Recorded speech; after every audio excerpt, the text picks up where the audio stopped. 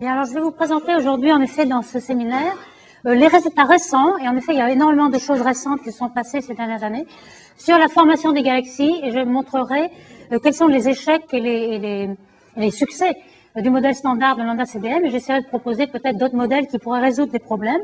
Je montrerai que, évidemment, les derniers résultats sur la matière noire, et peut-être qu'on va voir que pour éviter la concentration de matière dans les galaxies, qui est un des principaux échecs de la théorie standard, on peut peut-être regarder le rôle des trous noirs. Vous savez qu'il y a un trou noir massif dans chaque galaxie, et on sait que dans la formation, il y a une importance assez grande. Alors, pour débuter et vous donner le contexte, j'ai pris cette représentation de Djorgovski qui vous donne un résumé de ce que l'on sait, enfin du scénario de la formation de l'univers. Ici, vous avez le temps vertical, du haut vers le bas, qui commence vers le Big Bang, où vous avez l'univers rempli de plasma, de particules chargées. Et vous savez très bien qu'ensuite, l'univers, évidemment, les particules chargées interagissent avec les photons, l'univers est complètement opaque, et on va finir par avoir un univers transparent lorsqu'on aura atteint la dernière surface de diffusion des photons, lorsque les particules chargées vont se recombiner en atomes d'hydrogène. C'est le temps de la recombinaison à 300 000 ans après le Big Bang. Alors j'ai mis aussi, je vais faire le résumé de tous les événements qui vont se produire dans l'univers, mais j'ai mis aussi le contexte en faits saillants qui se sont produits ces dernières années, et j'ai remarqué que tout était dans le 3e millénaire, c'est-à-dire que ça a commencé en 2001, donc c'est vraiment récent. On a vraiment beaucoup de résultats nouveaux de ces dernières années.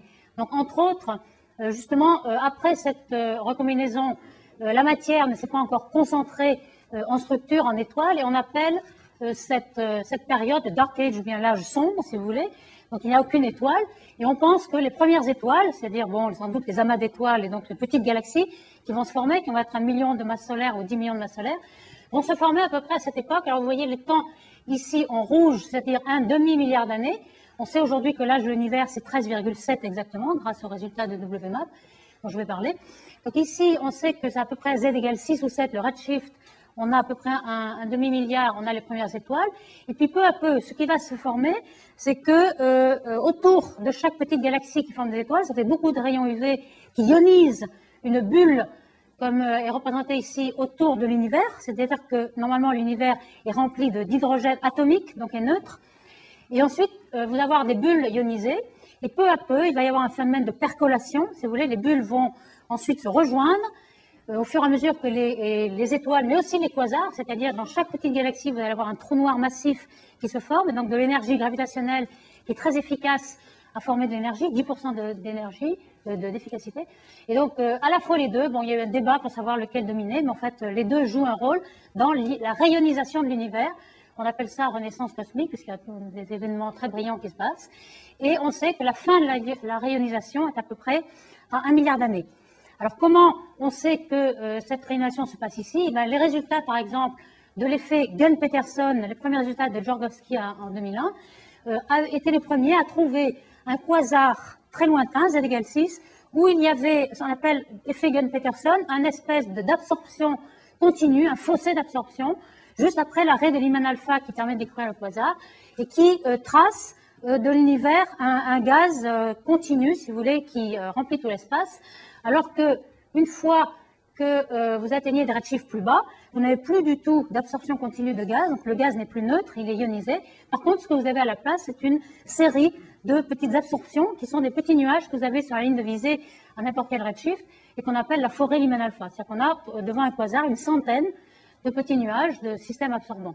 Donc ça, on était habitué à voir ça, mais tout d'un coup, on a commencé à apercevoir une zone de l'univers qui n'était pas encore rayonisée, donc il y avait un effet Gunn-Peterson. Et puis aussi, les résultats de WMAP, donc pas seulement, alors là c'est pas l'objet de nos séminaires, mais vous avez sans doute dû avoir un autre séminaire sur WMAP, c'est-à-dire la détermination des anisotropies du fond cosmique, du fond à 3 degrés K, qu'on observe ici aujourd'hui à 3 degrés K, mais qui était évidemment à 10 000 degrés K ici. Et on sait que ces rayonnements, lorsqu'ils passent dans cette région de ionisation, ils vont être perturbés, polarisés, etc. Et par ces perturbations-là, on sait qu'il y a eu peut-être deux pics de réionisation, on ne sait pas trop exactement, mais il est possible que les premières formations d'étoiles et quasars aient un phénomène de feedback qui ensuite restreint la formation d'étoiles qui repart ensuite. Donc il pourrait y avoir deux réionisations. Et puis ensuite, que se passe-t-il une fois que l'univers est complètement rayonisé? C'est-à-dire que l'essentiel du volume est gaz ionisé. On sait par les absorbants devant les quasars. À ce moment-là, on peut tracer l'histoire des galaxies. Comment on fait? Évidemment, le Hubble Space Telescope ici a énormément joué pour avoir la morphologie des galaxies à tout redshift, jusqu'à z égale 5 ou 6. Et comme vous le savez, le télescope permet de remonter le temps, et donc on voit les galaxies telles qu'elles étaient à l'époque où elles ont émis ce rayonnement. Donc on a toute la vie de la galaxie devant vos yeux. Donc on peut, avec les résultats, autrefois c'était le Hubble Deep Field qui a été lu en 95-98. Aujourd'hui on a le Hubble Ultra Deep Field avec la caméra Advanced Camera qui surpasse de beaucoup Hubble Deep Field, oui. À 1 milliard d'années, on a l'impression que tout a percolé. Donc tu as oui. La mécanisation qui est dans tout. Qu'est-ce qui arrive ensuite pour que justement ça s'arrête? C'est une question de percolation. La fraction de l'espace qui est occupée par le gaz ionisé domine, beaucoup plus de 50%. Il est très diffus. Il y a l'expansion de l'univers, il est très diffus. La densité, alors pour que le gaz chaud se recombine, par exemple dans les amas de galaxies, on a ce qu'on appelle les cooling flows, les flots de refroidissement. Il faut une densité très grande. Donc c'est uniquement dans les filaments très denses que le gaz peut se refroidir. Dans l'univers, la densité est trop faible et il faut beaucoup plus qu'un temps de Hubble pour se refroidir. C'est pas de problème. Un milliard d'années qui se sont recombinés, qui sont à la fin de la réalisation. Parce que les sources sont toujours été là. Non, les sources, c'est les étoiles et les quasars. Donc ce n'est que lorsqu'il y a des étoiles et des quasars. Enfin bon, quand je dis, c'est évidemment, comme vous voyez, on pourrait le mettre ici, un tout petit peu. C'est pas tout d'un coup, c'est qu'il y a une percolation et on estime qu'environ 1 milliard d'années, le gaz qui s'est réionisé a gagné. C'est que le nombre de photons UV qui est donné par les quasars et les étoiles est si grand qu'on a permis d'ioniser la majeure partie du volume. Évidemment, il y a dans ce volume des tas de filaments de gaz qui sont neutres. Pas de problème. Et puis, bon, je parlerai aussi de tous les résultats. Bon, on m'a posé la question de savoir si en effet quel est le rôle relatif entre les télescopes au sol, les 10 mètres et les 8 mètres, par exemple le VLT, les 4 fois 8 mètres. Eh bien, il est essentiel de faire un suivi pour avoir les redshifts et le spectre et la physique des galaxies avec un télescope au sol qui a une très grande surface. Parce que je vous rappelle que le Hubble télescope ne fait que 2 mètres de diamètre. Donc, évidemment, il s'affranchit de l'atmosphère, donc il peut faire des images incomparables. Donc, je rappelle aussi pour le contexte que depuis 2002, on a les paramètres de l'univers de façon très très précise, par plusieurs éléments, plusieurs faisceaux de facteurs. D'abord, évidemment, la carte du satellite WMAP qui a donné l'amplitude des fluctuations et puis l'amplitude des oscillations, des anéotropies de l'univers en fonction de leur échelle. Vous voyez la carte ici. Alors ça vous donne une relation, surtout la position du premier pic acoustique entre la matière, la densité de matière de l'univers qu'on appelle oméga m, toujours normalisé, et oméga lambda. Alors comme vous le savez, on a maintenant la certitude qu'il y a une constante cosmologique et que l'univers est plat. Et ces résultats sont portés en vert ici, c'est un peu la barre d'erreur, si vous voulez, du résultat du télescope. On a un univers plat, ça c'est certain, mais il vous faut d'autres éléments pour savoir quel est l'oméga m.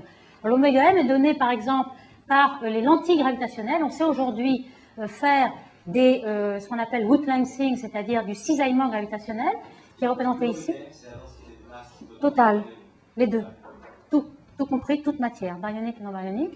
Donc par exemple ici on a des galaxies très lointaines qui vont dont le rayonnement va être dévié par la masse qu'il y a entre ces galaxies et nous. Par exemple l'observateur est ici.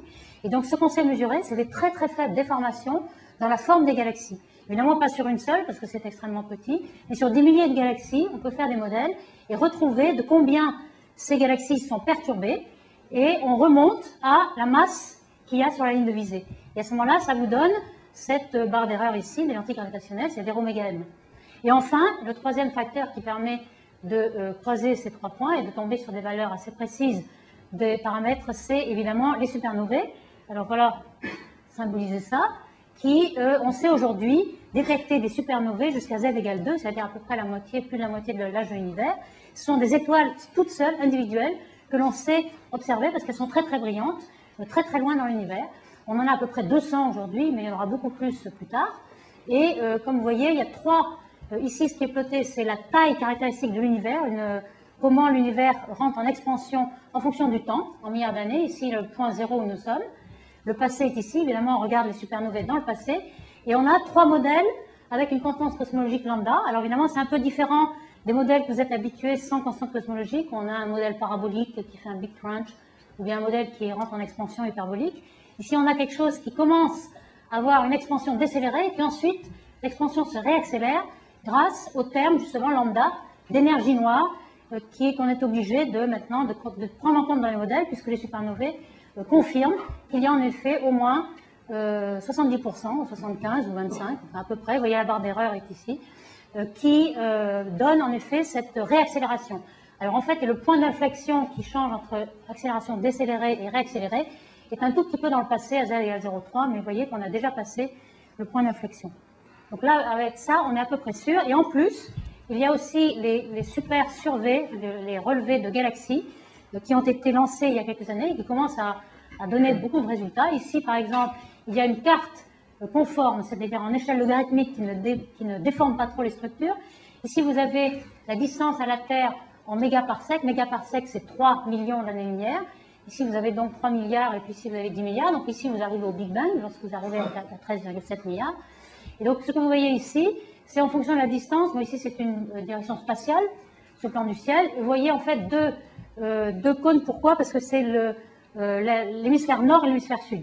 En fait, ce qu'on observe dans tous les surveys, on essaie d'éviter la galaxie, qui nous empêche beaucoup de voir les galaxies derrière, puisqu'il y a beaucoup d'étoiles, beaucoup de poussière. Et donc, dans cette zone qu'on appelle zone d'avoidance, puisque en fait, la galaxie nous empêche, donc ce qu'on regarde, c'est à haute latitude galactique et à basse latitude galactique, le nord et le sud. Et ce que je voulais montrer, c'est qu'on voit des structures à toute échelle encore dans Alors, il y avait deux surveys. Hein. Autrefois, il y a 10 ans, on n'avait que ce survey-là de Harvard, le Center for Astrophysics, qui avait mis 10 ans à obtenir 18 000 spectres. Pourquoi? Parce que chaque galaxie regardait le spectre par une fente et faisait un spectre par pause. Aujourd'hui, maintenant, on a des tas de surveys très efficaces qui peuvent regarder 400 spectres par pause, des instruments multi-objets, où il y a un petit trou à chaque objet. Donc on voit 400 fois plus vite qu'autrefois. Vous voyez qu'en un an, ils ont fait 250 000 spectres de galaxies, il est déjà terminé. Et il y a un autre survey, le Sloan, dont je parlerai pas mal dans cet exposé, le SDSS, Sloan Digital Sky Survey, qui est basé autour de Chicago, et qui a un télescope dédié, et qui aura imagé 100 millions d'astres, et fait le spectre de 1 million de spectres de galaxies.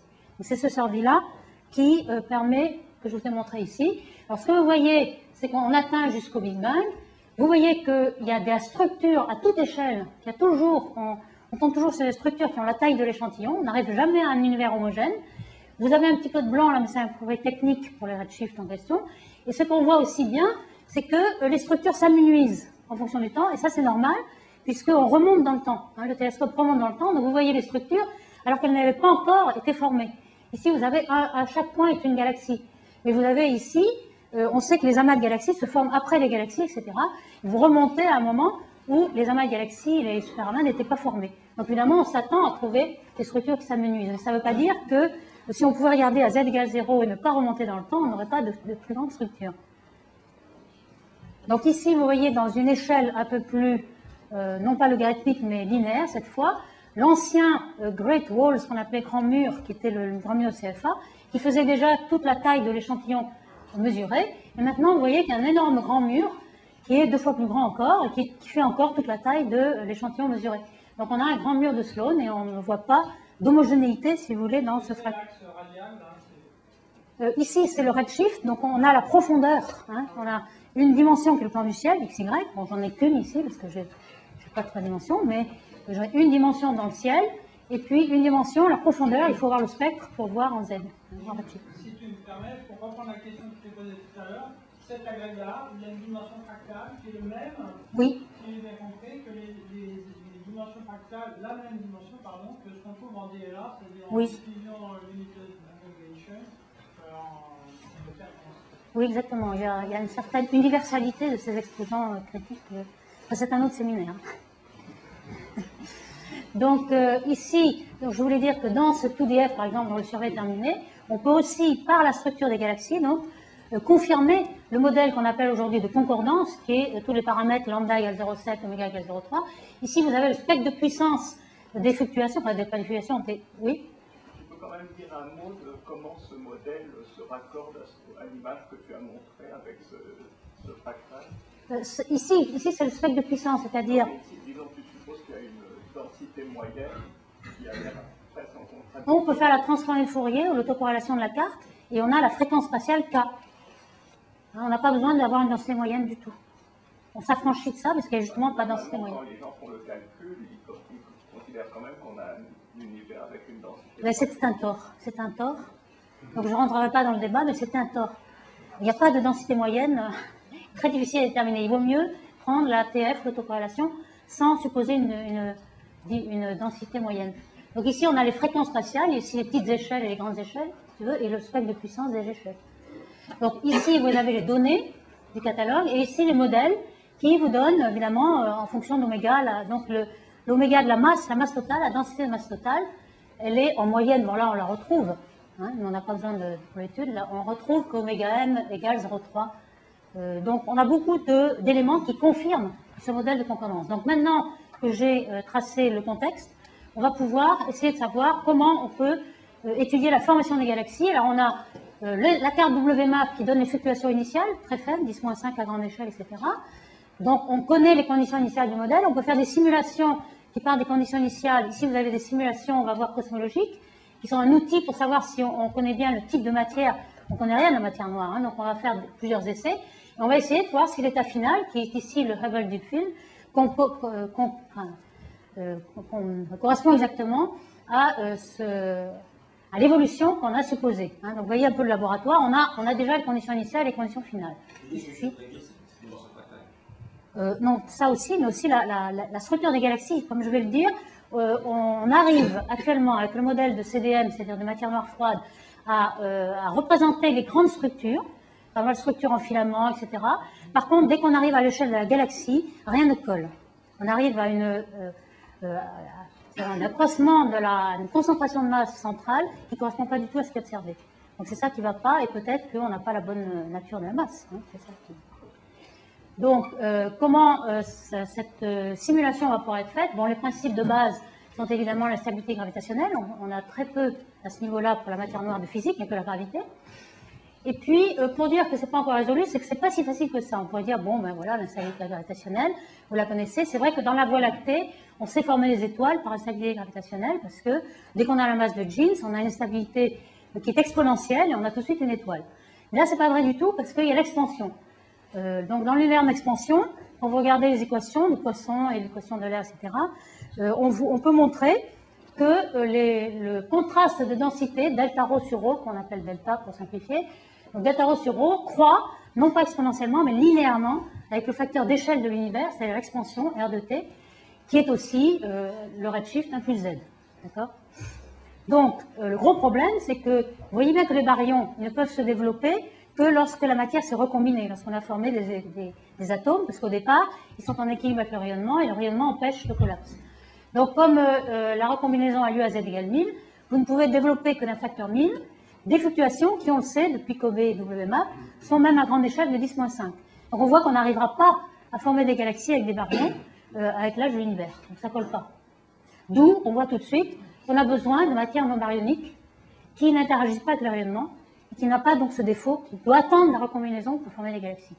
Donc l'idée, même avant qu'on ait détecté les courbes de rotation des galaxies, etc., on savait qu'il y avait beaucoup de matière noire non baryonique, sinon on ne pourrait pas former de galaxies. Alors ces matières-là peuvent... oui, au départ, elle est 10-5. Voilà, au moins, pour se découpler de l'univers, il faut au moins arriver à 1, puis ensuite, alors on aura découpé l'expansion et on pourra collapser de façon non linéaire. Donc presque le temps de chuter. Exactement.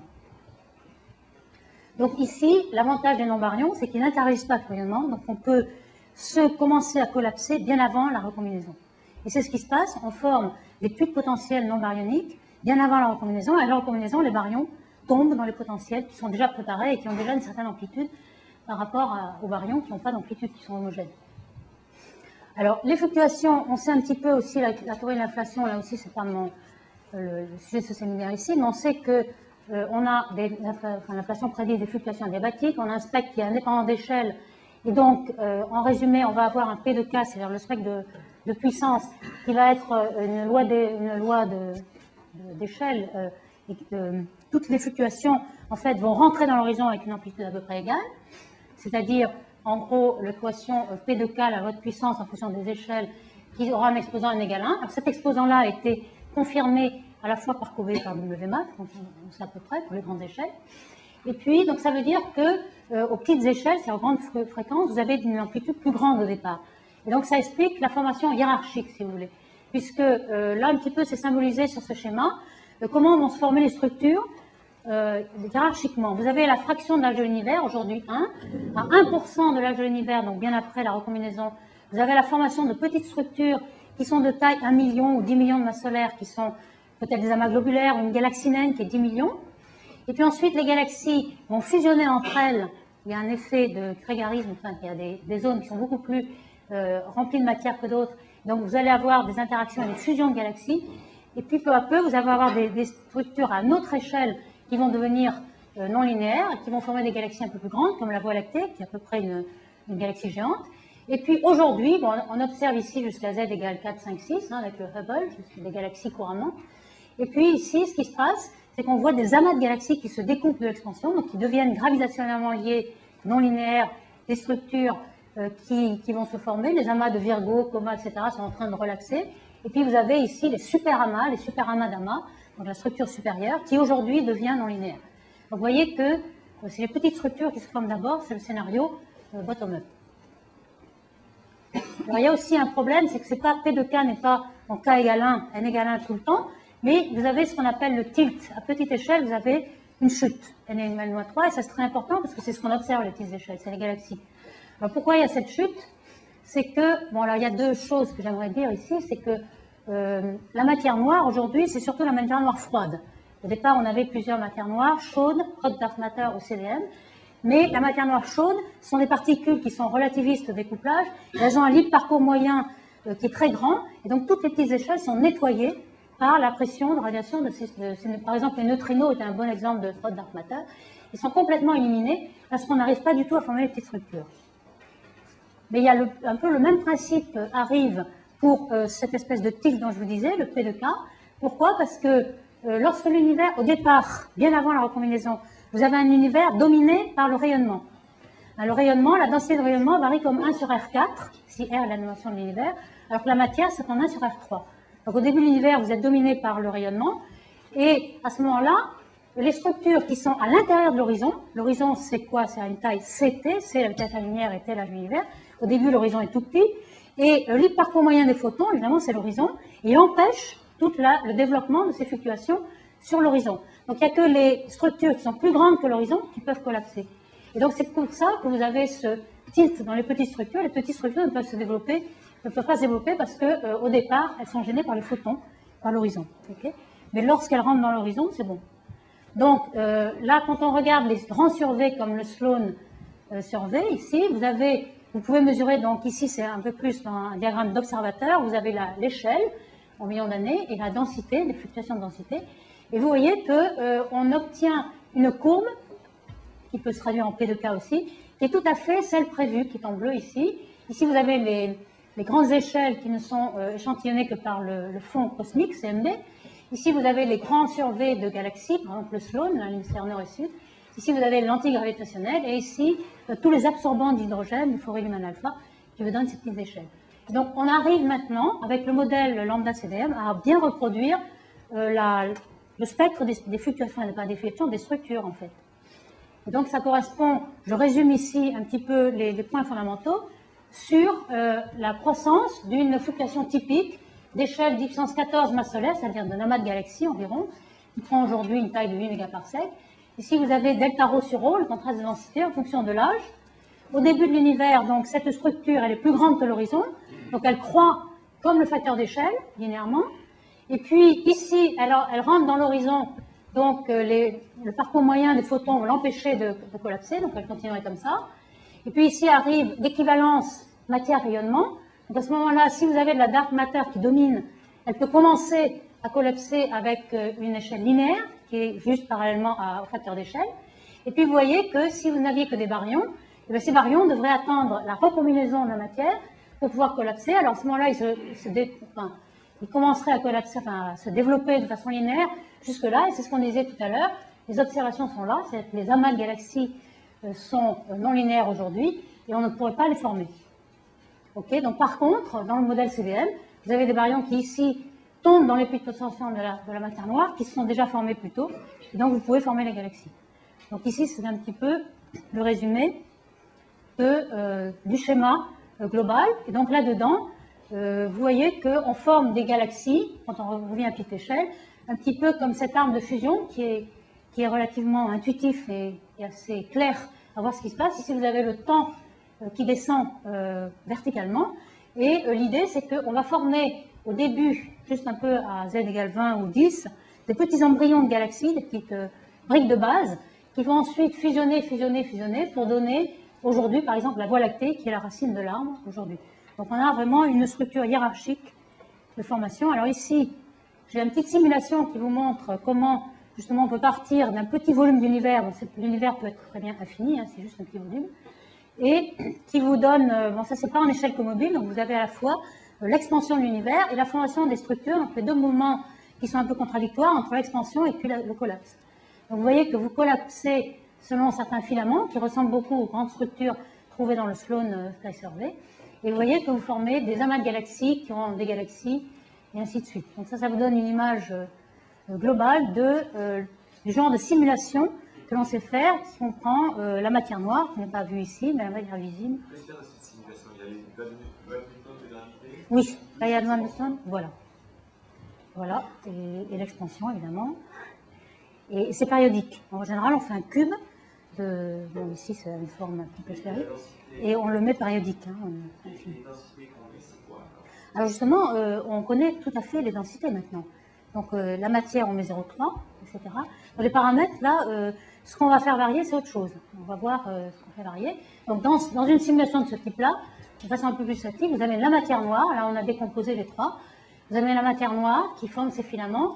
Alors vous allez me dire, bon, ben, ces filaments, ça dépend beaucoup des conditions initiales qu'on a mis, donc c'est évident qu'on va retrouver ce genre-là, avec le P de K qu'on a mis. Vous retrouvez le gaz, et qui représente bien toute la forêt d'Iman alpha qu'on voit devant les quasars. On voit que c'est un petit peu ça. Donc, vous voyez, tout l'ensemble, tout le vide, il est ionisé, très très diffus. Et puis tout le gaz dense, il est relativement assez dense pour pouvoir se condenser, se met dans les filaments. Et au croisé des filaments, vous avez la formation des amas de galaxies, des galaxies. Et donc ici, vous avez les étoiles qui se forment et qui s'allument lorsque le potentiel est assez grand et qu'on peut avoir une instabilité gravitationnelle pour former les étoiles. Donc voici une simulation type qui, à grande échelle, marche très bien. Alors, justement, ce qu'on a fait varier, ça c'était des simulations avant que WMAP nous donne tous les paramètres exactement. Donc le paramètre lambda, le paramètre tau, le tilt dans le spectre de puissance, le standard CDM, ou bien l'univers ouvert qui n'était pas plat, etc., avait pu être exploité. Et en fait, il n'y a que le lambda CDM qui correspond le mieux aux grandes structures observées. Donc, en tout cas, ce modèle de lambda, dark energy et puis matière noire froide CDM a beaucoup de succès à grande échelle pour représenter ce genre de structure. Non, non, les propriétés de P de K, de ce que j'ai montré, hein, la courbe, le spectre de puissance à chaque échelle, etc. Par contre, à petite échelle, ça ne marche pas. Alors voici une des simulations que l'on fait couramment. Ici, vous avez plusieurs échelles de zoom, si vous voulez, parce que le gros problème dans ces simulations numériques, c'est à la fois d'avoir des grandes échelles pour avoir l'univers, et puis à la fois de former les galaxies. Ici, vous avez la matière noire, par exemple. Ici, vous avez deux phases de gaz, un gaz chaud, et puis un gaz froid dans lequel il forme des étoiles. Donc, vous voyez, au départ, il n'y a pas d'étoiles pour les former. Et ce genre de simulation demande des échelles un petit peu récursives, une voie d'échelle comme ceci. Alors, c'est un exemple, mais vous pouvez faire toute une simulation avec un cube d'univers du début du Big Bang jusqu'à aujourd'hui, et vous isolez une petite région qui va être intéressante parce qu'un amas de galaxies va se former, et vous pouvez à chaque pas de temps enregistrer tous les flux de matière et les forces de marée, et puis ensuite recommencer toute la simulation dans cette boîte, et ainsi de suite. Donc c'est ainsi qu'on peut former des galaxies dans un contexte cosmologique. Alors ici, vous voyez justement un zoom sur un filament, et vous voyez qu'une galaxie, comment une galaxie peut sortir du filament. Vous avez l'impression, quand vous voyez le filament, qu'il n'y a pas de galaxie, et lorsque vous voyez les galaxies, vous avez l'impression que vous ne voyez plus le filament. Et c'est un petit peu les points de vue différents des astronomes qui travaillent sur les galaxies, qui ne pensent pas du tout que leur galaxie est reliée au filament cosmique, et puis les cosmologiques qui ne voient pas de galaxie dans leur schéma. Ici, vous voyez qu'il y a une galaxie à disque qui est formée de gaz, le gaz en bleu, le gaz froid, le gaz chaud en rouge, les étoiles en jaune, etc., mais qui est complètement relié et renourri par le filament cosmique qui ne se voit plus ici dans ce zoom. Ok, donc je voulais quand même faire un petit point sur que connaît-on de cette CDM. On la calcule pour l'instant et on la met de façon gravitationnelle, mais il y a eu des tentatives récemment, justement par le problème que je vais décrire maintenant, c'est-à-dire que il y a trop de concentration de CDM dans les galaxies. Beaucoup de personnes se sont dit, bon, mais on va supposer qu'elles interagissent entre elles, qu'il y a une section de collision qui empêcherait la matière noire de se collapser dans un trou noir. Beaucoup de gens ont essayé, mais finalement, il n'y a que les particules qui n'interagissent pas dans les simulations qui marchent. Pourquoi? Parce qu'il faudrait qu'il y ait une section efficace différente pour chaque galaxie. On n'a jamais pu trouver quelque chose d'universel qui marche pour toutes les galaxies. Donc cette idée d'interaction entre les particules de matière noire n'a été un échec. Donc finalement, on en revient à ces idées qui sont relativement vieilles, que donc beaucoup de physiciens essaient de découvrir en laboratoire ces particules mystérieuses, et personne n'a encore trouvé aucune particule. Et l'hypothèse a été mise récemment que ces particules pourraient être plus légères, quelque chose comme un GeV, basé sur le fait qu'il y avait une observation d'un satellite gamma intégral qui avait regardé, vu une émission à 511 keV, qui sans doute venait de l'annihilation électron-positron. Mais bon, ceci n'est pas encore bien confirmé. Ça se pourrait aussi d'avoir une source astrophysique pour ces gamma. Donc j'aimerais aussi souligner qu'il y a deux sortes de mystères de matière noire. Il y a la matière noire non baryonique, on a vu qu'on n'en sait absolument rien. Mais il y a aussi toute la matière noire baryonique. Parce que ce que je n'ai pas dit ici, c'est que ce qu'on voit, c'est seulement 10% des baryons. 90% des baryons n'est toujours pas connu. Ça, c'est quand même un mystère. Si on pouvait quand même connaître la plupart des baryons, ce serait mieux pour faire des simulations. Donc, quelles sont les hypothèses pour ces baryons noirs que l'on ne voit pas? D'abord, il y a 10 ans, on avait pensé qu'il y avait des objets compacts, c'est-à-dire des étoiles ratées comme Jupiter, des naines brunes. Et c'est pour ça que de grandes expériences de micro-lentilles ont été lancées. Et finalement, le résultat, c'est que non, il n'y a pas de baryons noirs dans les objets compacts. Alors, récemment encore, dans les MACHO, on appelle MACHO, c'est Massive Compact Halo Objects. Il y en avait 23 candidats qui étaient vus avec le micro-lentilles, mais dans la thèse, par exemple, de Tisserand, qui avait réuni toutes les données des ROS récemment, ils ont disparu. Il y avait une partie qui était des étoiles avec périonicité très longue, donc avec la base temporelle, maintenant, on les a éliminées. Il y avait une grande partie qui était due à des supernovae derrière le nuage de Magellan, qui ont disparu aussi. Et puis l'autre partie, c'était dans le disque. Donc on les appelle maintenant des McDo, sans publicité, aucune. Si vous semblez le halo dans le disque, hein, vous avez ces objets-là. Donc il n'y a plus que des McDo maintenant dans les micro-lentilles. Donc c'est fini. Alors maintenant, la seule hypothèse qu'il y a pour les baryons noirs, ce sont du gaz. Donc ça peut être du gaz chaud, du gaz froid.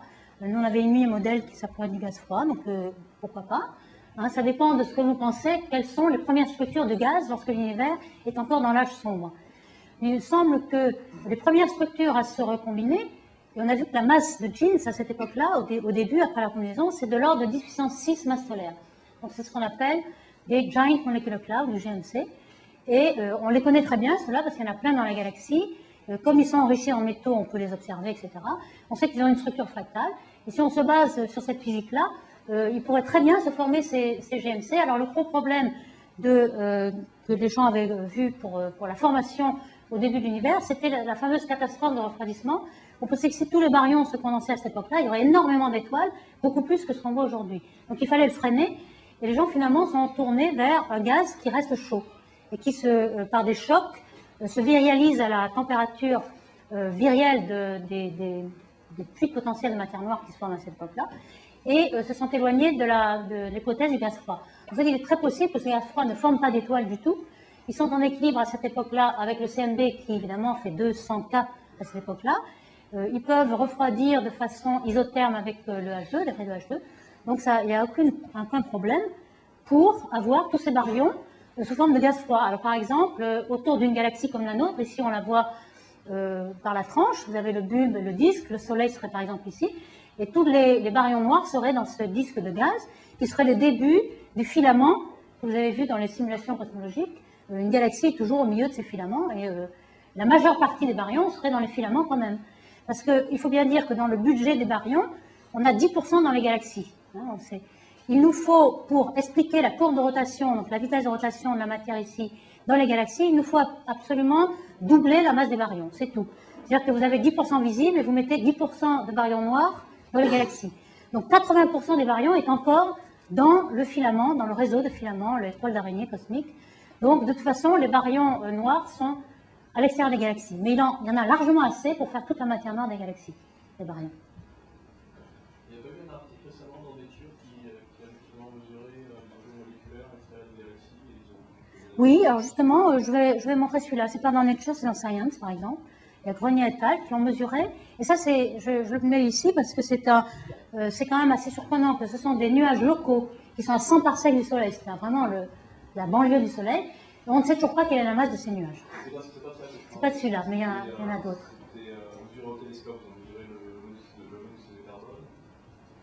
Oui, celui-là, je le vois. Alors là, c'était plutôt à l'extérieur des galaxies, mais étant donné qu'il y a du monoxyde de carbone, c'est du gaz qui est relié à la formation d'étoiles, et le monoxyde de carbone n'est pas un bon traceur. C'est ça le problème. Donc je pense que dans ce papier de Nature qui était de Brain et al., ils étaient trop confiants dans la capacité de CO de tracer ces nuages. Je pense que ces nuages ne sont pas tracés par CO, et c'est du H2 pur la plupart du temps. Et donc on se trompe énormément. Alors d'ailleurs, voilà un exemple du fait qu'on se trompe énormément. Ici, vous avez des cartes, le CO qui est visible est en vert. Hein, et dans ce papier, on voit de la poussière froide qui est tracée à la fois par l'extinction, c'est-à-dire les différences de couleur, et par l'émission à 3 mm. Donc de la poussière vraiment très très très froide.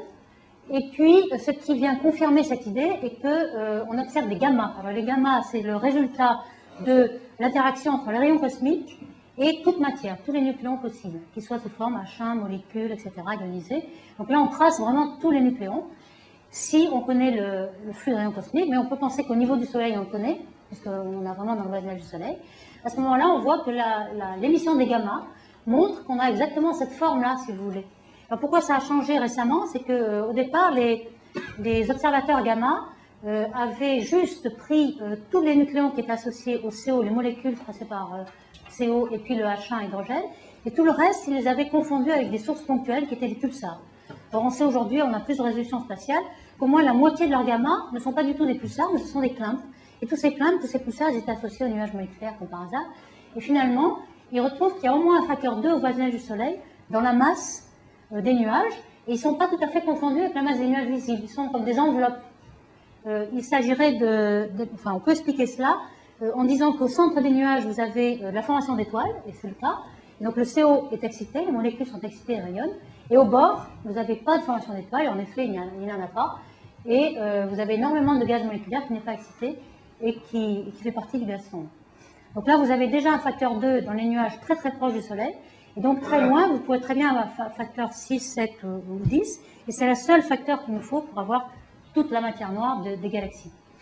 Alors, il peut y avoir donc du gaz froid autour des galaxies dans les filaments, il peut aussi y avoir du gaz chaud, et il y a beaucoup de manips, d'expériences, qui essayent, donc ça c'est des simulations, et qui essayent d'avoir le gaz chaud, par exemple, en rayons X. Pour l'instant, toutes les expériences de rayons X qui ont essayé de mettre une limite supérieure n'ont pas vu ce gaz chaud. Donc, mais enfin, il y en a peut-être un petit peu de chaud, un petit peu de froid. Pour l'instant, il est encore mystérieux. Alors, j'en viens au problème de lambda CDM. Comme je vous disais, on a des succès à grande échelle, mais pas du tout au niveau de galaxies. Alors, quelle est la nature de ces problèmes? Je vais décrire au moins 3 gros problèmes majeurs qui ne marchent pas du tout. Par exemple, lorsqu'on fait une simulation de lambda CDM, on voit qu'il y a énormément de matière noire dans une galaxie, 10 fois plus que de la matière visible. Or, on sait que d'après les courbes de rotation, il n'y a qu'un facteur 2. Et puis en plus, ils sont très concentrés, ils ont comme des cusps qu'on appelle cuspides en français, parce que ça existe dans le dictionnaire. Et ces cuspides ne sont pas vus du tout. Je vais le décrire un petit peu. Il y a aussi le problème que le moment angulaire des baryons n'est pas conservé. Vous avez du gaz qui arrive sur une galaxie en formation, elle perd tout son moment angulaire par friction dynamique sur la CDM, qui est trop abondante. Et puis finalement, vous terminez avec des disques de galaxies qui sont 10 fois plus petits que les disques observés. Donc vous avez perdu toute votre rotation. Là, il y a un gros problème. Et il y a aussi le problème de nombre de petits halos que vous prédisez dans les simulations. Autour de la galaxie, la Voie lactée, on s'attend à trouver 400 petits compagnons. Or, on en observe 10 au grand maximum. 10 petits compagnons, comme Sagittarius ça doit. Or, donc ça ne marche pas du tout. Donc on a pensé qu'on ne connaissait peut-être pas tous les processus physiques associé à la formation d'étoiles, qui aurait de l'énergie, qui pourrait repousser la matière, etc. Mais alors, voici la nature du problème du Q-spin. Voici ce que prédit le modèle lambda CDM. À chaque fois qu'on fait des simulations, toutes sont d'accord. On a une loi ρ en fonction du rayon qui a un exposant 1 à 1,5, alors que les observations trouvent un cœur avec une pente 0. Alors ça, où est-ce qu'on le voit? On le voit dans les galaxies, surtout les galaxies naines. Pourquoi les galaxies naines? Parce que les galaxies très lumineuses comme la nôtre sont dominées par la matière visible. Donc si la matière noire, elle n'est pas dominante, et à ce moment-là, les barres d'erreur sont très grandes. Par contre, il existe des galaxies naines qui sont dominées par la matière noire. Et ça, c'est vraiment un laboratoire pour examiner quelle est la nature de cette matière noire. Et on s'est aperçu que, à ce moment-là, la densité de matière noire suivait exactement la densité de gaz. Alors ça, c'est un problème très bizarre qui montre une conspiration avec les baryons et que, à part dans le modèle du gaz froid, personne n'a vraiment compris. Alors voici quelques exemples de courbes de rotation, justement. Vous voyez ici des petits diagrammes avec une vitesse de rotation en fonction du rayon pour chaque galaxie. Ici, vous avez une galaxie très massive, 200 ou 300 km par seconde de rotation. Et ici, vous avez les galaxies naines, vous voyez, 50 km par seconde de rotation seulement, avec un rayon qui est normalisé. Et en rouge, vous avez la courbe de rotation qui est due aux baryons visibles, aux étoiles. Alors vous voyez qu'ici, dans cette galaxie naine, les baryons, tout ce qui est visible, les étoiles, ne dominent absolument pas. Toute la courbe de rotation est due à la matière noire. Donc c'est vraiment là que vous pouvez avoir un laboratoire qui examine quelle est cette nature. Alors ici, en bleu, est la contribution du gaz multipliée par un facteur 10. Et vous voyez que les courbes de rotation, on arrive à les expliquer uniquement en prenant la distribution de gaz. S'il y avait eu un Q-spin, vous auriez eu une courbe de rotation qui monte beaucoup au centre et qui redescend, et c'est pas ça du tout. Vous voyez, aucune des galaxies ne présente de Q-spin. Et même, il y a autre chose de supplémentaire, c'est que non seulement vous avez la bonne forme lorsque vous prenez le gaz, alors ce qui est dû au gaz visible est quand même négligeable par rapport à la matière noire, mais ce qui est intéressant, c'est que la courbe de rotation totale, donc qui est due à la matière noire, épouse toutes les instabilités de la matière baryonique. C'est que vous avez des bras spiraux, vous avez des instabilités asymétriques, etc., qui se voient dans les petites ondulations de la courbe de rotation. Et si vous aviez normalement de la matière noire non baryonique comme une sphère autour de la galaxie, il n'y aurait aucune raison, vu que ce n'est pas de la matière dissipative, qu'elle épouse toutes les instabilités, les bras spiraux, etc. Donc là il y a un petit indice qu'il doit y avoir une grande partie de sa matière qui doit être aussi baryonique et qui participe aux instabilités. Alors au propos du moment angulaire et de la formation des disques, donc comme je vous ai dit, actuellement dans tous les modèles de simulation, on n'arrive pas à former des disques assez grands, parce qu'on perd tout le moment angulaire. Alors il est possible que ce paradigme habituel là, qui est pris en hypothèse dans le CDM, c'est-à-dire que tous les baryons, au début, sont chauffés par les chocs à la température virielle du pic potentiel du halo noir dans lequel ils tombent. Il est possible que ce ne soit pas vrai. Alors pour donner un ordre de grandeur, la température virielle dans la galaxie, c'est à peu près 10 millions de degrés. Enfin, 1 million de degrés, quelques millions de degrés. Donc vous voyez, il faut supposer que les baryons sont très très chauds, et à ce moment-là, ils n'interagissent pas du tout comme un composant dissipatif qui peut former des étoiles, etc. Donc la physique qu'il faudrait peut-être changer pour arriver à former ces disques, c'est justement d'essayer de refroidir le gaz plus tôt et d'avoir un comportement de gaz froid qui, évidemment, serait virialisé dans les potentiels, mais disons, la vitesse virielle qui rentre en compte, c'est la dispersion de vitesse entre les climbs.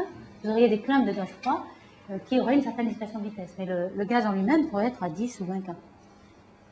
Alors par exemple, c'est un moyen justement d'éviter la friction dynamique. Vous avez une galaxie avec du gaz et peut-être du gaz dans les filaments.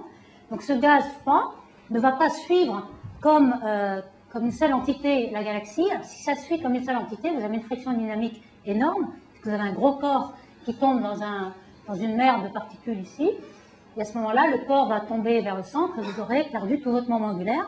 Le moment angulaire sera pris par la matière noire. Okay, si vous avez du gaz qui se dissocie très vite par interaction de marée parce qu'il est froid, à ce moment-là, il tombera, il ne perdra aucun moment angulaire, vous pourrez former des disques très gros. Et en effet, on semble penser qu'avec, lorsqu'on a beaucoup de simulations, de résolution dans les simulations numériques, on arrive à montrer que, ici vous avez un histogramme en température, qu'un grand nombre de gaz, alors ici la plus petite température c'était 10 puissance 4, c'était le gaz ionisé, mais si on avait encore plus de résolution, on pourrait former dans les simulations des climbs de gaz froid, et à ce moment-là on aurait peut-être la bonne physique qui qui permettrait de former des structures, des disques de galaxies, etc. Ici, vous voyez que le pic de gaz froid, en quelque sorte, qui n'est pas virialisé à la température viriale du halo, domine à C égale 3 dans ce genre de simulation. Donc, je pense que les gens sont en train un peu de raffiner leur modèle et avoir du gaz froid. Ils raffinent aussi leur modèle en ayant ce qu'on appelle le feedback, c'est-à-dire en prenant en compte toute l'énergie formée dans les étoiles qui permettent de rejeter le gaz et d'éviter les concentrations de gaz dans les galaxies. Par exemple, bon, ici, je n'ai pas tellement de temps de vous montrer. Voilà, c'est ça. Et donc, l'idée, c'est qu'il va former des climats de gaz froid bien avant. Et le seul équilibre qu'il aura dans le viriel de ce moment, c'est qu'il aura des vitesses, par exemple de 100 km/s, qui correspondent à 10,6 degrés. Et ce sera des vitesses d'ensemble de plein. Si on a un gaz homogène, il va être forcément à 10,6.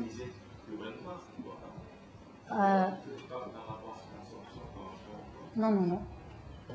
Lorsqu'il est très, très, très diffus, on commence à le voir lorsqu'on a du gaz ionisé autour d'étoiles, en H alpha, etc., mais il est très dense. Et lorsqu'on a du gaz diffus, non, non, on ne le voit pas en X, il y a des résultats. Non, non. Non, non, ça c'est encore... Alors, le troisième problème dont je parlais, qui est peut-être relié aux autres aussi, c'est les prédictions. Vous voyez un peu la prédiction de simulation numérique entre Z égale 53, etc. Vous voyez comment on prévoit autour d'une galaxie typique, géante comme la nôtre, on voit tous ces petits halos, donc une énorme puissance à petite échelle de ces petits halos noirs, ici, c'est la matière noire. Il y en a à peu près 400 autour d'une voie lactée. Alors là, que faire? Certaines hypothèses sont que peut-être ces halos sont très peu massifs. Si vous mettez beaucoup d'énergie de la formation d'étoiles, le puits de potentiel étant tellement petit que la vitesse d'une supernovae est assez grande pour rendre la vitesse d'échappement au gaz, donc vous enlevez tous les baryons de tous ces petits halos noirs. Donc vous avez des halos noirs, mais vous n'avez pas de baryons, donc ça résout le problème, vous ne voyez rien. En fait, quoique, parce que finalement, si vous aviez quand même plein d'halos noirs, avec les lentilles gravitationnelles, vous commencerez à les voir. En fait, on ne les voit pas du tout. Donc on pense qu'il n'y a pas tous ces petits halos de matière noire autour de la Voie lactée, sinon on les aurait vus. Ils auraient aussi chauffé par interaction avec la Voie lactée le disque de la galaxie. Alors une façon de résoudre le problème, c'est encore une fois d'éviter la concentration, par exemple avec du gaz froid. Si on a la résolution du problème, par exemple pour les galaxies naines, on n'a pas du tout de la matière concentrée avec des cuspides, etc. On a quelque chose de très dilué. Et par interaction de marée, il est très facile de détruire tous ces petits halos, parce que l'interaction de marée dépend de la densité du corps. Si la densité moyenne est très faible, une fois que les petits halos arrivent autour de la Voie lactée, ils sont tous détruits parce qu'ils sont très faibles densité. Si vous avez des cusps, ils ne seront pas détruits, et c'est pour ça que dans les simulations numériques, ils sont tous là, les 400 petits halos, parce qu'ils ont des cusps.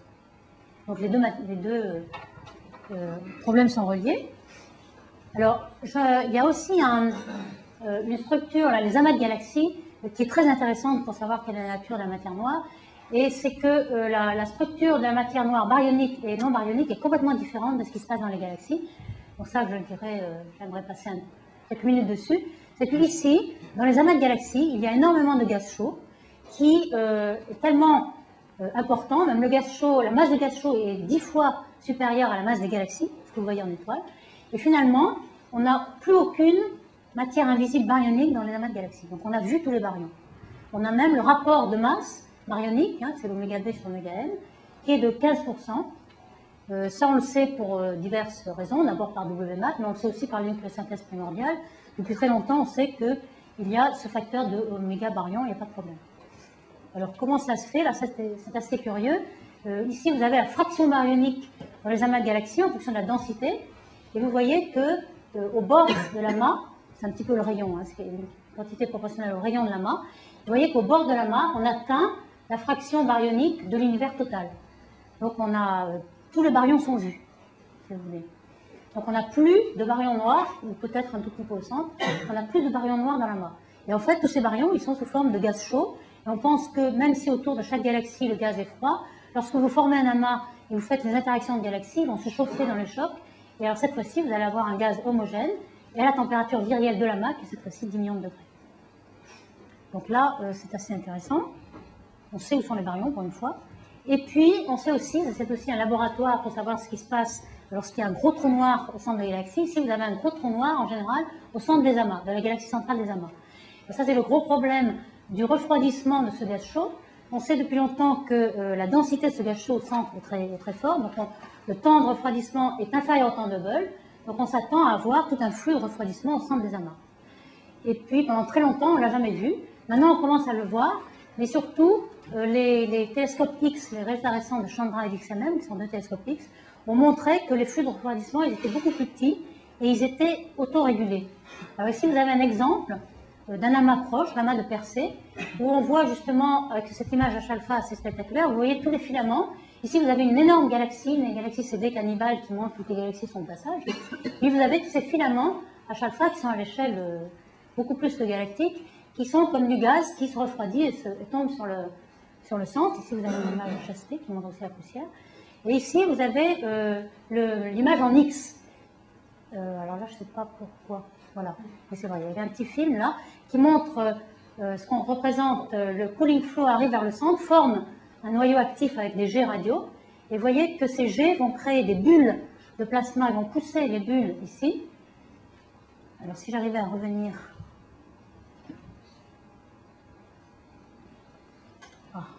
J'ai soit le film, soit rien. Donc, bon, tant pis.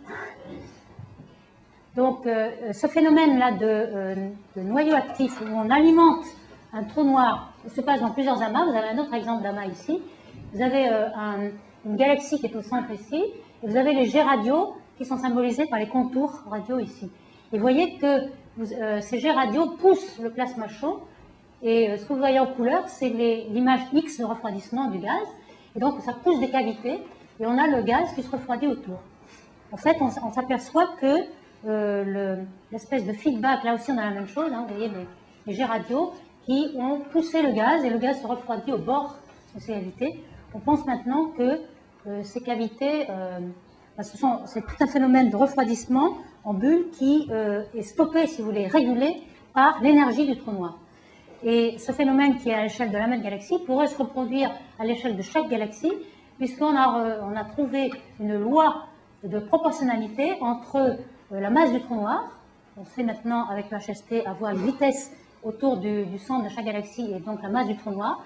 Donc vous avez la masse du trou noir autour de chaque point ici, on a fait le calcul, et puis la luminosité, la masse baryonique de la galaxie qui est dans le bulbe.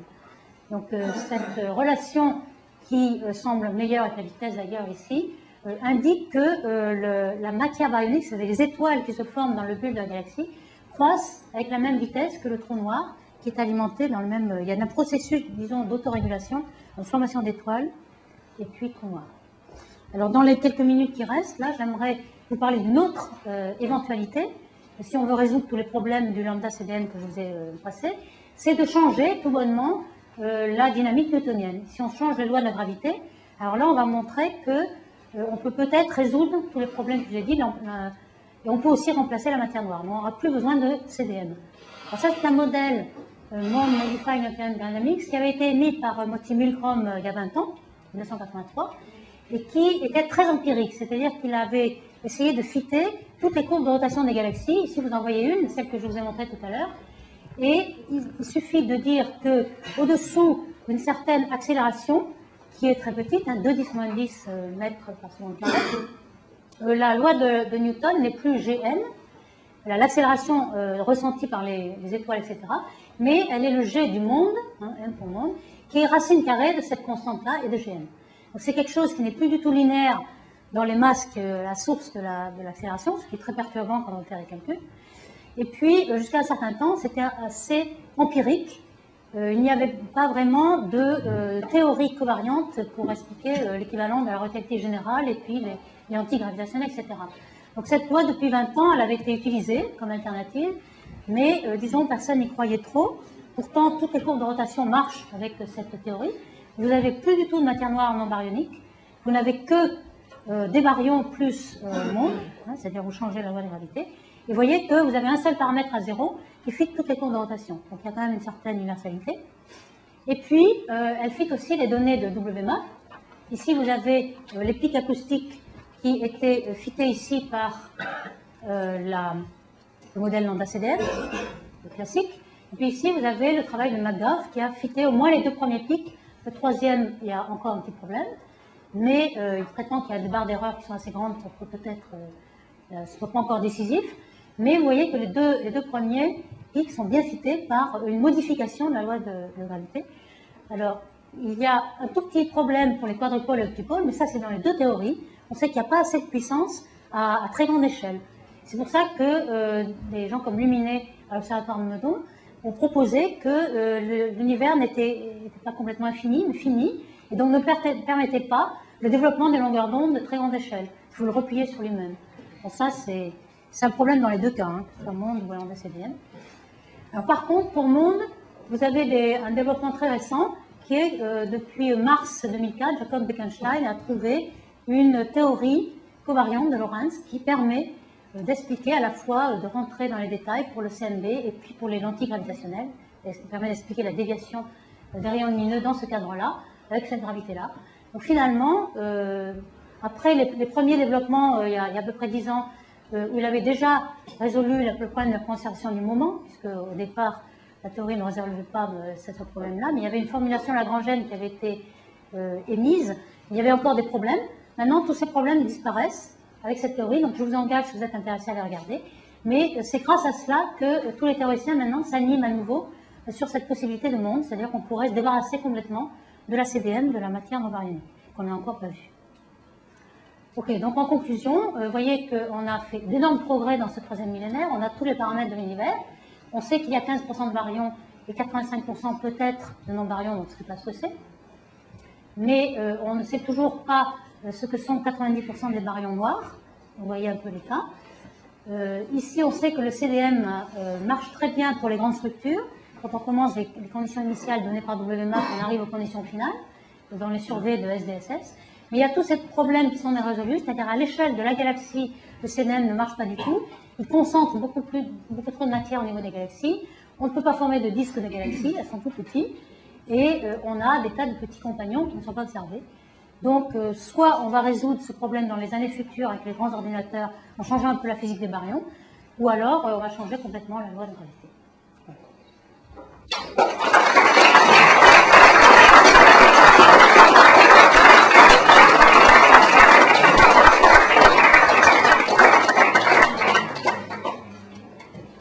Merci beaucoup Françoise. Est-ce que vous avez des questions? Est-ce qu'on ne sait pas que c'était quand même dans la complètement en ligne de travailler sur des réactions dans la C'est ce que les gens ont fait. C'est ce que les gens ont fait et ça ne marche pas du tout. C'est qu'ils ont mis une section efficace, mais il fallait la citer à chaque galaxie pour avoir la bonne forme. Et pour les grosses galaxies elliptiques, il fallait une autre section efficace que pour les galaxies naines, etc. Il n'y avait rien qui était universel. Donc les gens ont beaucoup abandonné très vite. Ça a été simulé. Voilà. Quand on fait des simulations, il n'y a que la gravité, le reste n'interagit que par la gravité newtonienne. Quand même, s'il y a une interaction gravitationnelle entre matière noire et matière baryonique, est-ce que c'est tellement étonnant que la répartition de la matière noire suive la répartition de la matière baryonique? Ben justement, elle ne la suit pas, puisque tout de même, au centre des galaxies, comme la Voie lactée, il n'y a pas de matière noire non baryonique. Il n'y en a pas. Il n'y en a qu'au bord. On a besoin, dans ces courbes de rotation, hein, les courbes de rotation de la Voie lactée, c'est ça. Hein, on a une courbe comme ça, et puis c'est plat. Et les baryons peuvent expliquer tout ça. Et puis après, voilà. Donc on voit bien que là, on n'a pas besoin de non-baryons. Alors par contre, il y a certaines galaxies, et là, il suffirait de multiplier le gaz. Alors le gaz, il se trouve ici normalement. Le gaz H1. Il suffit de multiplier le gaz par un certain facteur pour obtenir cette courbe. Par contre, dans les galaxies petites, les toutes petites, alors les étoiles sont négligeables, et à ce moment-là, on est dominé. Et là, il suit le gaz complètement. Il ne suit que le gaz, pas les étoiles. C'est ça le problème.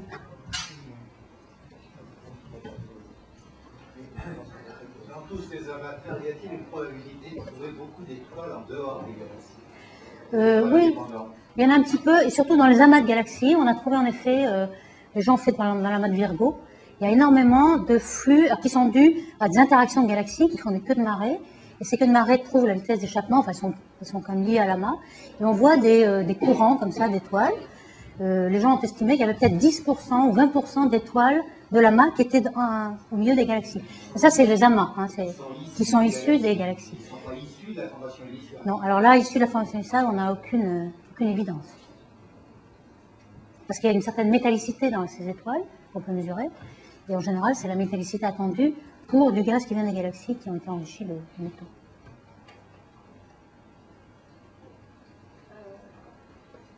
Oui, il y a une question au fond. Non, pour l'hypothèse du gaz froid qui formerait la matière noire à l'extérieur des galaxies, est-ce qu'on ne va pas le voir en absorption, dans la règle de H2 ? Oui, on le voit parfois en absorption. Le problème de l'absorption, c'est que la surface, enfin, la surface de remplissage, le facteur de remplissage est très petit, 1%. Donc ça, on le voit même pour le gaz visible qui est mêlé au CO. Lorsqu'on a regardé, par exemple, devant les quasars, on a essayé de trouver des systèmes d'absorption en molécules CO. On a fait un survey du ciel de toutes les sources possibles, on en a trouvé 4. Et ça fait déjà au moins 6 ans, on n'en a trouvé que 4, ce qui montre bien que le facteur de remplissage, même de la matière visible, des nuages moléculaires qu'on voit en émission, est très très faible. On n'a que 1% de facteur de remplissage. Donc il faudrait qu'on voit des milliers de quasars pour voir du H2, et c'est vrai qu'on en voit. On en voit, mais avec une probabilité très faible, mais on en voit. Et pour tester le monde, est-ce qu'il y aurait des expériences qu'on puisse faire sur Terre? Non, parce qu'il faut tomber à une accélération inférieure à 10.2. Tout voisinage du Soleil n'est pas dans le régime monde. Alors, ce régime, c'est que ce n'est pas, il y a un défaut de causalité, c'est non local. C'est-à-dire que si vous avez 2 corps qui seraient dans le régime monde, il suffit d'avoir un potentiel sous-jacent, par exemple l'étoile de la Voie lactée, et vous n'êtes plus dans le système monde. Donc, tout ce qui est au Soleil n'est pas dans le régime monde. Il faut aller au-delà. C'est-à-dire qu'il faut aller ici. Le Soleil, en général, est ici, dans la Voie lactée. Donc ici, on n'est pas dans le régime monde. Donc tout ce qui est, on a beau sortir du système solaire, on ne sera toujours pas. Mais il n'y a pas des prédictions qui sont stables sur la Terre? Il n'y a pas de prédictions? Non, la Terre, on est largement au-dessus de 10 mois. D'accord, mais le fait qu'on a modifié la loi de la gravité, ça peut-être changer les horloges atomiques qui sont capables de mesurer la diffraction du changement de la théorie de la gravité. Donc il faudrait avoir des galaxies très lointaines auxquelles... Bon, non, mais ça ne risquerait pas de changer c'est-à-dire que pour l'instant, c'est très empirique. On ne sait pas de combien on modifie. On sait qu'on est dans un régime monde ou pas, mais la loi n'est pas connue. De toute façon, on peut très bien changer brutalement. C'est-à-dire qu'on est dans le régime monde ici, est-ce qu'on y passe comme ça ou est-ce qu'on y passe comme ça? C'est-à-dire que lorsqu'on n'est pas dans le régime monde, est-ce qu'on aurait une queue? Est-ce qu'on aurait une influence quand on n'est pas dans le régime monde? Ça n'en sait rien. Mais on pourrait très bien ne pas avoir aucune influence, c'est exactement newtonien quand on n'est pas dans le régime monde. Ça, c'est pas connu. Je n'avais pas de doute sur la validité des mesures de distance qu'on fait. On a plusieurs, on a énormément de facteurs maintenant pour les distances. Hein. Alors les distances à grand redshift, la loi de Hubble est vraiment vérifiée. Donc le redshift, quand on a fait le Sloan par exemple, on a... pour les supernovae par contre, on ne fait même pas confiance à l'expansion. On a les chandelles standards, qui sont les supernovae de type 1A. Ce ne sont pas exactement des chandelles standards, mais avec la courbe de lumière, on sait les corriger, c'est-à-dire que celles qui sont plus brillantes, elles ont une largeur de la courbe de lumière plus grande, etc. Donc ça c'est connu, parce qu'il y a des milliers de supernovae, et on sait corriger ces effets de variabilité d'une supernovae à l'autre pour les transformer en chandelles standards. Ce ne sont pas des chandelles standards à l'ordre 0, mais à l'ordre 1. Et ça c'est connu, et donc on permet de s'affranchir de ces effets de variabilité et d'avoir une chandelle standard. Donc là on a vraiment des chandelles standards, on se relie, enfin... On ne fait pas confiance à l'expansion, et on a vraiment les distances à partir des supernovae lorsqu'on a toute la courbe de lumière. Et donc on a des supernovae à z égale 2, et on connaît à la fois leur distance vraie, parce qu'on connaît leur luminosité maximum, et on connaît la luminosité qu'elles devraient avoir à z égale 0, donc on connaît la distance. On a la magnitude absolue et la magnitude relative. Donc là on a un moyen absolu de connaître, on a des chandelles standards, des jalons, qui nous permettent, quel que soit le phénomène physique. Donc ça c'est cosmologique, hein, ça va jusqu'à z égale 2 les supernovae. On va jusqu'à z égale 2 les supernovae, c'est vraiment cosmologique. On a un outil standard qui ne se base même pas sur l'expansion pour avoir des distances cosmologiques. C'est un gros progrès. Les supernovae de type 1A, c'est un gros progrès. Bon, écoutez, je pense qu'il est... Merci beaucoup.